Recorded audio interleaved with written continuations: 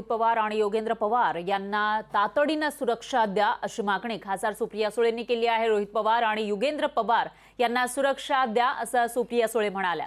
सुप्रिया सुळे यांनी पुणे पोलीस अधीक्षकांना तसं पत्रही दिलंय। रोहित पवार आणि योगेंद्र पवार यांना दडपशाहीचा सामना करावा लागतोय, त्यामुळे त्यांना सुरक्षा द्यावी असं सुप्रिया सुळेंनी पत्रामध्ये नमूद केलं आहे। 2 दिवसांपूर्वी बारामतीमध्ये अजित पवारांच्या कार्यकर्त्यांनी योगेंद्र पवार यांना घेराव घातलेला होता आणि त्याच पार्श्वभूमीवर आता खासदार सुप्रिया सुळे यांनी रोहित पवार आणि योगेंद्र पवार यांना सुरक्षा द्यावी अशी मागणी केलेली आहे।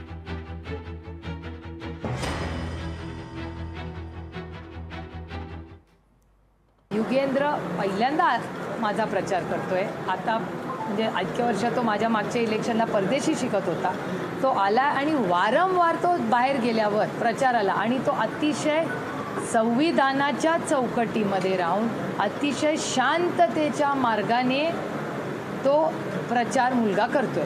तो प्रचार करताना दरवेळी त्यालाच कसा घेराव घातला जातो, परवा त्यालाच घेराव घालून जाब आणि तुमच्या चॅनलवरनं तर मला बातमी कळली, मी पुरंदरला प्रचार करत होते, तो बारामतीत प्रचार करत होता आणि त्याची एक क्लिप काढणं, त्याला घेराव घालणं, काय संबंध त्याचा?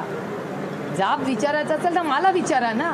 हे सुप्रियाताईंचं प्रेम आहे, कुठेतरी त्यांच्या मनामध्ये एक शंका आली असावी, नाही तर कुठेतरी एक म्हणतो ना आपल्या कुटुंबाबद्दल काय होऊ नये चुकीचं, या हेतूतून त्यांनी ते पत्र दिलं असावं।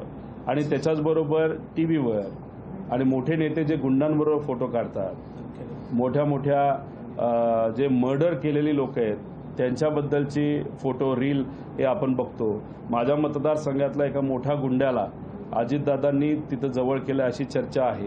तर या सगळ्या गोष्टीकडे बघून कदाचित त्यांना ती काळजी वाटली असावी, पण आमच्यासाठी सामान्य लोक हे खऱ्या अर्थाने आमचं प्रोटेक्शन तिथं करतील आणि सामान्य लोकांच्या हितासाठी आम्ही सर्वजण लढत आहोत।